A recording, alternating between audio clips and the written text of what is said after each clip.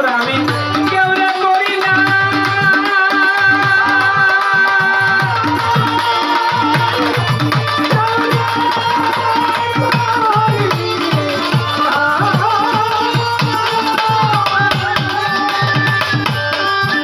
আমি নিজে না খাইয়া আমার ছেলেরে খাওয়াই, ছেলের মতোই আদর আমি।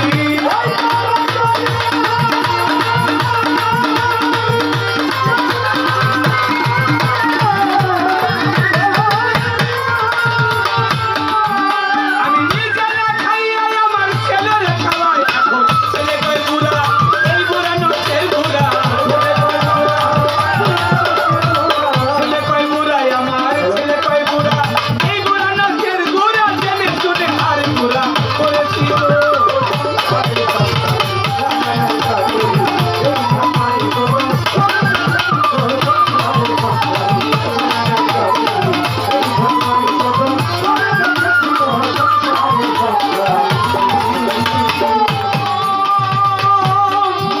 আমি ভেবেছিলাম ঘরে নারী আমার ভরসার স্থল। অবশেষে ভাবলাম তারে সহায় আর সম্বল। ভেবেছিলাম ঘরে নারী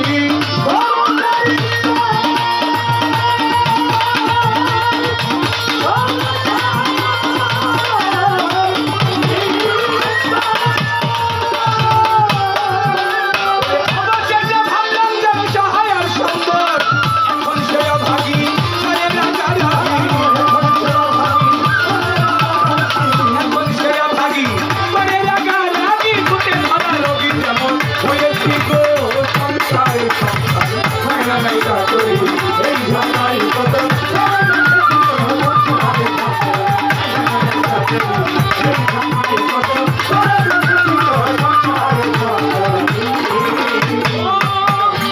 এখন আত্মীয় স্বজনার পাড়া প্রতিবেশী সকলের কাছে জানাই আমি একটু বেশি। আত্মীয় স্বজনার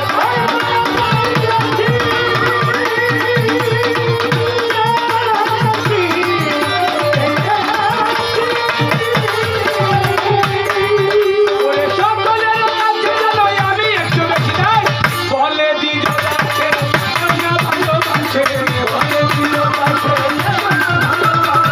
বলে দিল আছে কেউ না ভালোবাসে। আসিয়া এই মায়া দেশে তাই থেকে দিব ঘরে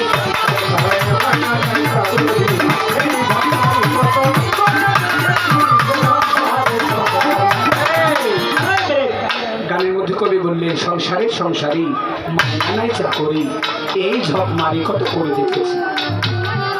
আমি যখন গানটা এই ভাই এই কি ব্যাপার, এটা তো আমরাও ভিজতেছি ভাই। মাইকের বসতেছেন না আপনি, মেশিনারি যেগুলো ঢেকে রাখতেছে। এখন যদি গান শুনতে হয় তাহলে সময় চলে যাচ্ছে। আমি যখন গানটা শুরু করছি নিচে সংসারের সংসারী, সামনে থেকে পিছন পর্যন্ত যত মুরব্বিয়ান আছে, যত মুরব্বী আছে সবাই মাথা ঝোঁকাইতেছে যে হ্যাঁ সংসারে সংসারী করে। খেয়াল করে দেখবেন আমাদের সমাজে আস্তে আস্তে যখন ছোট বাচ্চা কিশোর থেকে কৈশোর, কৈশোর থেকে যৌবনে পদার্পণ করে, যৌবনে পদার্পণ করার আগ পর্যন্ত বাবা মা সন্তান নিয়ে কোনো চিন্তা ভাবনা তেমন করেন না। আস্তে আস্তে যখন সন্তান একটু যুবক হয়, রাত্রের মাঝে দুইটা ছেলে একটা কোরাল নিয়ে নিজের ঘরের মধ্যে গিয়া ওই খাটের যে পায়া, খাটের পায়ের মধ্যে ঘুমাইতেছে। সেখান থেকে বাবা ডাক দিয়ে বলে কিরে বাবা ঘরের মধ্যে এত শব্দ হয় কেন? ছেলে ডাক দিয়ে বলে বাবা ঘরের খাটটা একটু ছোট করি। ছেলে বাবা ডাক দিয়ে বলে বাবা খাট ছোট করে কেন? ছেলে ডাক দিয়ে বাবার কাছে বলে বাবা খাটটা ছোট করি এই জন্য, এত বড় খাটের মধ্যে একা একা ঘুমাইতে ভালো লাগে। ছেলে ডাক দিয়ে আমার ওই বাবা ডাক দিয়ে মার কাছে বলে কি ব্যাপার, ছেলে কি অল্প বয়সে পাগল হয়ে গেল? এত বড় খাটে ঘুমাছিল মানে? মায়ের ডাক দিয়ে আরে বুঝতে পারো নাই, ছেলে এত বড় খাটে একা ঘুমাইতে ভালো লাগে না, মানে ছেলের আরেকজন দরকার। আরেকজন দরকার। বাবা মা তাড়াতাড়ি চিন্তা করে বাবা অন্য জায়গায় গিয়ে খারাপ কিছু করবি, বদনাম করবি, এর থেকে বাবা মা দেখায় সুন্দর দেখা একটা বিয়ে করায় দেয়। বিয়ে করে ঘরে নতুন বধূ যেদিন ঘরে নিয়ে আসে ওই দিন শুধু নতুন জামাই মনে মনে চিন্তা করে আসছে সূর্য তাড়াতাড়ি পশ্চিম দিকে ডুবে না, খালি সূর্য দিকে ডুববো আর ঘরের মধ্যে গিয়ে কিয়ামত কইরা ফেলবো।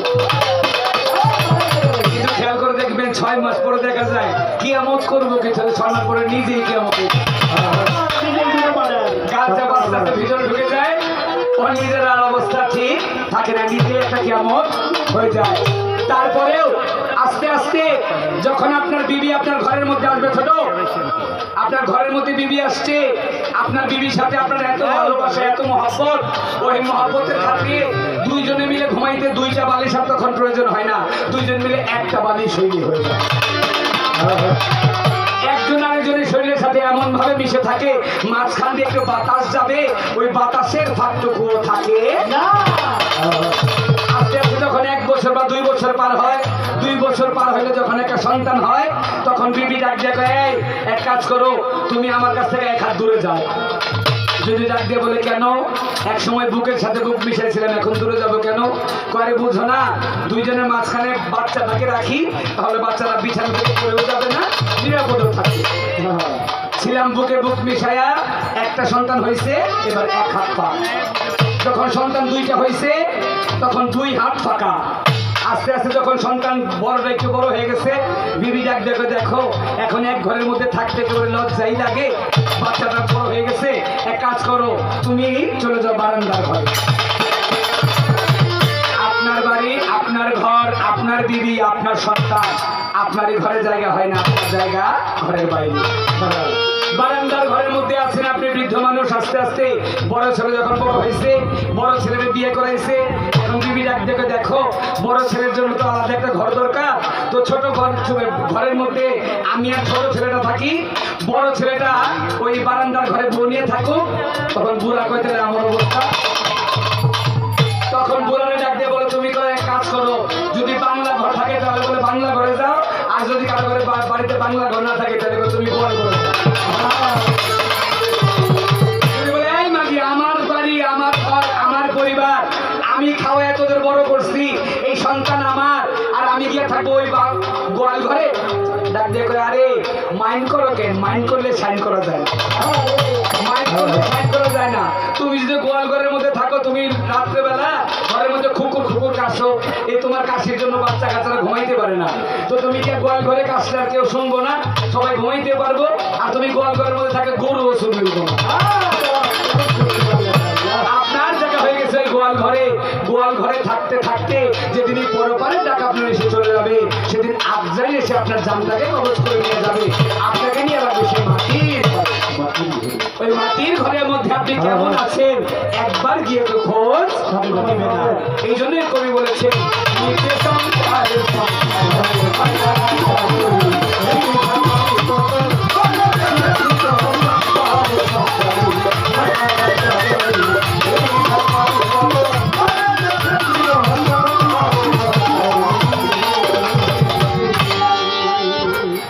এবার মহাজনে গানের ছন্দ বারণ রেখে যায়, ভাইয়ের কাছে 2 কথা জিজ্ঞাসা করতে চাই। পাইছি আজকে একজন ভাবেরও ব্যাপারী, ওরে তাহার কাছে ভাবের কথাই আমরা কিছু পাইতে পারি।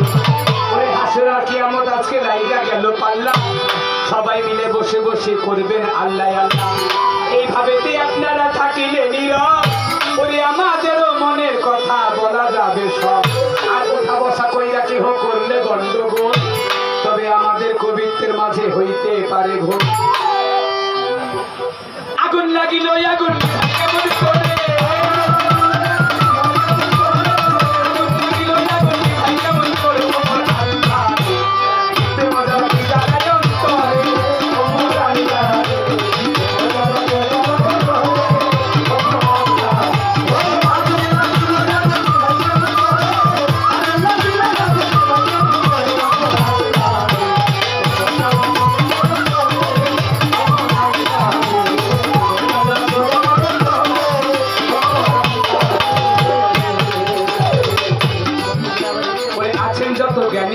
জ্ঞানীকের নন্দন, আপনারা সুন্দর ভাবে করিবেন শ্রবণ, সেইভাবে আজকে দিয়া গেল পাল্লা, আপনারা বসে বসে করবেন আল্লাহ আল্লাহ।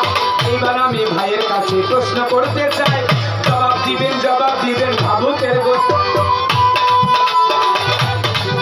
ওরে গানের মধ্যে অনেকে পুরস্কার করিল, সবার প্রতি আমার একটা সালাম রয়ে গেল। আজকে ভাই এই গানেতে 500 টাকা দিল, তাহার কাছে প্রেমের একটা সালাম রয়ে গেল। এইবার আমি ভাইয়ের কাছে জিজ্ঞাসা করি, বড় ভাইয়ের আবার যেন লাগে না দৌড়াদৌড়ি। এইবার আমি ভাইয়ের কাছে জিজ্ঞাসা করি, বড় ভাইয়ের আবার যেন লাগে না দৌড়াদৌড়ি। প্রথমবারে আপনার কাছে জিজ্ঞেস করতে চাই, বলে দিবেন ভাবুকের গোসাই। আল্লাহ পাক যখন এটি হাসর করিবে, হাসরের মাঠ আল্লাহ সাজাইয়া নিবে।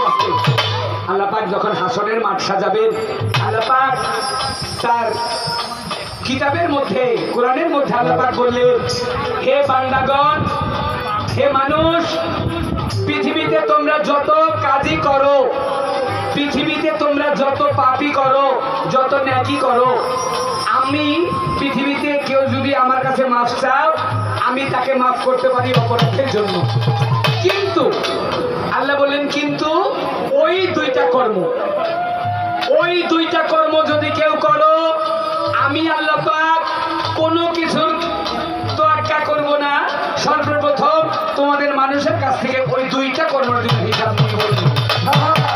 আমার জানার বিষয় ভাই, আপনি একটু বলবেন, এই পৃথিবীতে কোন দুইটা কর্ম, কেউ যদি একজন মানুষ যদি আরেকজন মানুষকে খুন করে, মানুষ হত্যা মহাপাপ, কিন্তু মানুষ হত্যা মহাপাপ, এই পাপ করলেও আল্লাহর কাছে মাফ চাইলে কি মাফ পাওয়া যায় না? আল্লাহ রহমানুর রহিম, দয়ালের চাইতে বড় দয়ালু। আল্লাহ এত বড় দয়াবান, সবাইকে মানুষ খুন করলে, মহাপাপ করলেও আল্লাহ পাক মাফ করে দেন। কিন্তু ওই দুইটা কর্ম, যেই দুইটা কর্ম করলে আল্লাহ পাক মাফ করবেন না, দুইটা কর্মের হিসাব নিবেনই। আমার ভাইয়ের কাছে জানা দরকার, ওই দুইটা কর্ম কি?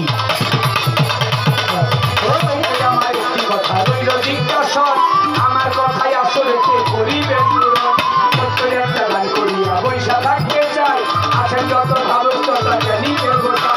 এইবার আমি গান করিয়া করি,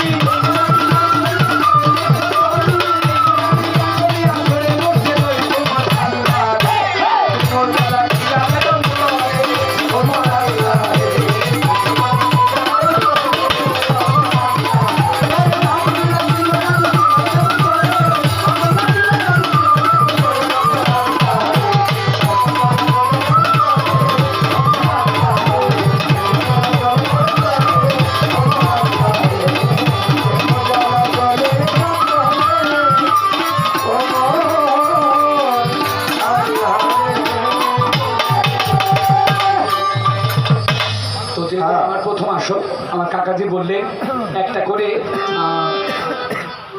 পালার গান করতে, আরেকটা আমার রাসূল করিম সাল্লাল্লাহু আলাইহি ওয়াসাল্লামের গান অথবা মহাজনী গান। তো ছোট্ট করে একটি মহাজনী গান আমার দাদা আব্দুল খালিক সাহেবের লেখা।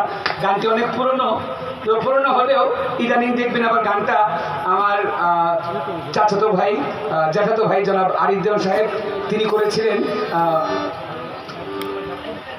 প্লাস আমার আরেক ছোটো ভাই সাগর দেওয়ান, ওরা করেছিলেন চ্যানেলে। তো সেই গানটি আসলে গানটি একটু বিকৃত যদিও হয়েছে, সেই গানটি আমি আপনাদের মধ্যে তুলে ধরছি।